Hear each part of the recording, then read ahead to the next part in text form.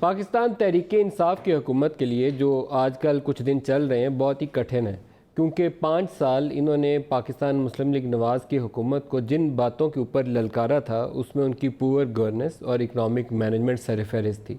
इमरान खान का ख्याल ये था कि पाकिस्तान में लोग 4000 की बजाय 8000 अरब रुपए तक टैक्स दे सकते हैं। PMLN ने अपने दौरे हुकूमत में 1900 अरब रुपए से टैक्स को शुरू किया और 3800 बिलियन 3800 अरब रुपए तक डबल कर दिया उसको टैक्स रेवेन्यू की कलेक्शन को 5 साल के अरसे में। इमरान का ख्याल ये था कि इसमें से बहुत ज़्यादा रकम ऐसी है जो करप्शन की नज़र हो जाती है, जिसको अच्छी गवर्नेंस और हुक्मरानों के ऊपर अगर एतबार हो, अदारे मौसर तरीके से अपना काम कर रहे हो, पॉलिसी ऐसी हो जो ट्रांसपेरेंट हो, लोगों को डराया धमकाया नहीं जाए, उनको अपॉर्चुनिटी दी जाए, तो ये 4000 की बजाय 8000 अरब रुपए तक हम पाकिस्तान में टैक्स इकट्ठा कर सकते हैं। इसी तरीके से पाकिस्तान के ऊपर जो कर्ज़ों का दबाव बढ़ रहा था, उनका ख्याल ये था कि ये लूट खसूट और यहाँ से पैसा चुरा कर जो काला धन पाकिस्तान से बाहर पहुँचाया जा रहा है, उसकी वजह से अगर उसका रास्ता भी रोका तो पाकिस्तान को ना IMF के पास जाना पड़ेगा, ना दुनिया के किसी और मुल्क के आगे हाथ मिलाना पड़ेगा। कुछ बातें उनकी as a matter of principle जज्बात की हद तक दुरुस्त थीं, लेकिन जब आप ड्राइविंग सीट पे बैठे हों, chief executive of the country हों, तो आपकी इकनॉमिक टीम को आके आपके सामने रियलिटी रखनी चाहिए कि ये रियलिटी चेक आज ये है हमारे पास।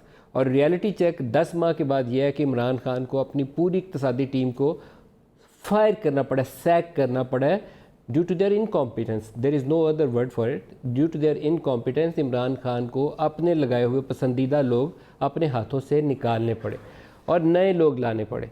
और नए लोग भी बिल्कुल इस तरह से कहिए कि out of the box thinking है। Out of the box thinking इसलिए है कि मेरा अपना एज ए जर्नलिस्ट जो एक्सपीरियंस है, वो जो पिछले 8-10 माह के अंदर पाकिस्तान के साथ जो कुछ हो गया, उसमें बुनियादी एक रोल जो था फेलियर का, बुनियादी सर फहरिस्त जो मसला है पाकिस्तान के साथ, वो 2 इशू से शुरू हुआ था। एक हमारा बैलेंस ऑफ पेमेंट क्राइसिस बहुत बड़ा था, 19 अरब डॉलर का खसारा था, हमारे पास डॉलर नहीं थे। एक्सपोर्ट हमारी बढ़ नहीं थी रही, एक्सपोर्ट अब भी नहीं बढ़ रही, रुपए को डिवैल्यू करके भी 0.1% इजाफा है। और उससे भी बड़ा क्राइसिस जो माँ तमाम बुराइयों की इक़्तिसादी मामलात में, हम टैक्स नहीं इकट्ठा कर पाते। हमारा टैक्स इकट्ठा नहीं होता तो बजट खसारा पूरा करने के लिए हम दुनिया के आगे हाथ फैलाते हैं, कर्ज़ा मांगते हैं और कर्ज़ों का बोझ चढ़ता जाता है। ऑन एवरेज हर साल पाकिस्तान पीपल्स पार्टी और पाकिस्तान मुस्लिम लीग नवाज़ तकरीबन 2200 से 2400 अरब रुपए का खसारा करते रहे, और ये खसारा हम बारो करके कर्ज़े लेकर पूरा करते हैं। कोई और तरीका होता नहीं है दुनिया में। जितना आपका बजट का खसारा होता है, आप फिर कर्ज़ा लेते हैं और उस कर्ज़े से उसको फाइनेंस करते हैं। मौजूदा साल जो रवा माली साल है, अगर एब्सोल्यूट नंबर की बात करी जाए तो शायद एब्सोल्यूट नंबर में लार्जेस्ट डिजिट निकलेगा, 2700 अरब रुपया होगा या कुछ होगा जो हमारा बजट डेफिसिट होगा। और ये ख़राबी की बुनियाद इसमें टैक्स रेवेन्यू की फेलियर है। अभी तक के जो नंबर है 345 अरब का खसारा हो चुका है 10 माह में। और हमने कॉमर्स मिनिस्ट्री वालों के कुछ इंटरव्यूज़ किए, वहाँ एक्सपोर्टर्स कम्युनिटी रो रही है, चीख रही है कि हमारे टैक्स रिफंड्स नहीं दिए। एक तरफ रुपया डिवैल्यू कर रहे हैं कि बरामदात बढ़ जाए, और दूसरी तरफ कोई 150 अरब रुपये से ज़ायद के टैक्स रिफंड्स हैं दबा के बैठे हुए हैं। पुराने वाले रिफंड्स के लिए उन्हें कहा गया कि आपको सर्टिफिकेट दे देंगे, आप जाइए इंस्ट्रूमेंट मार्केट में जाकर ट्रेड करिएगा। इसी तरीके से कुछ अदारों से एडवांस टैक्स वसूलियाँ भी की हुई हैं। तो एक ऐसा पेचीदा निज़ाम है जिसमें हमने 4398 बिलियन टैक्स इकट्ठा करने का हदफ रखा था। 500 अरब रुपया श्योर शॉट डेफिनेट शॉर्टफॉल हमारे सामने है। ऐसे में हमने एक नए बंदे को chairman FBR federal board of revenue लगाने का फ़ैसला किया है प्राइम मिनिस्टर ऑफ पाकिस्तान ने। उसका उन्होंने जर्नलिस्ट से मीटिंग में नाम भी ले दिया, शब्बर जैदी को, जो चार्टर्ड अकाउंटेंट है बाय प्रोफेशन, टैक्स कंसल्टेंट भी हैं, टैक्स मैटर से बहुत अच्छे तरीके से वाकफियत रखते हैं।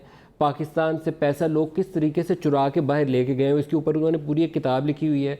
तो इनसाइड आउट वो पूरी तफसील से जानते हैं कि मसाइल हैं क्या। इनके मैंने कुछ पुराने आर्टिकल और इंटरव्यूज़ देखे तो इनके जहन में एक माजी में रिफॉर्म एजेंडा भी मौजूद है, और वो रिफॉर्म एजेंडा ये था कि हमें सिर्फ फेडरल लेवल के ऊपर नहीं, सिर्फ NFC तक नहीं, हमें प्रोविंशियल फाइनेंस कमीशन के ऊपर भी काम करना पड़ेगा। प्रोविंसेस को रेवेन्यू मोबिलाइजेशन करनी पड़ेगी। ये जो डेवोल्यूशन का प्रोसेस है इसको नीचे तक लेकर जाना पड़ेगा। तो कुछ चीज़ें जो ये कहते हैं वो हैं जो इमरान खान स्लोगन्स की हद तक तो बुलंद करते हैं, अमली तौर पर उसको अमली जामा पहना नहीं पाए।